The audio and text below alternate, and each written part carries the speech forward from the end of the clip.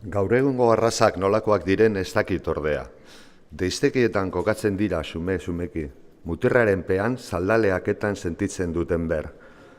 Manez motakoek hobekuntza genetikoa dela medio errapeak handiagoak dituztela entzun dut nonbait, eta makina zurrungatzuz deizten aldirela. Aintzinamenduak behar du naski guztien zerbitzuko. Mendeko ardien bilakaera bera bizi izan dugu.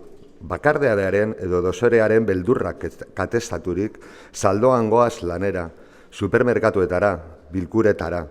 Alde bateko zeinbesteko pentsamendu bakunetik kanpoko gogo eta propiorik ez daukagu. Eta beti dena birindik aurtikitzeko jaidurak menperatzen ditugu. Fedeak, lehiak edo etzeratzean gauaren minean irensten dugun gazna zatiak lobotomiaren ondorioak estitzen dizkigu. Ez naiz indar basatiaren nostalgikoa, alderantziz. Badakit indarra gure artean dagoela, gure harremanen berme, gure aditzen mutura esle. Aulesiak aitzesten dugun garaiotan nola uka hori. Alata guztiz ere, maiz, begiak irekirik eta zorigaitzen non nahi jaukitzen zaidan basomortu gutiziaren eta haurtzaroan nintzen hartzain ameslariaren oroitza nigan josirik suma ditzaket. Mundua kudeatzen duen indaritzua besterik da piztan dena.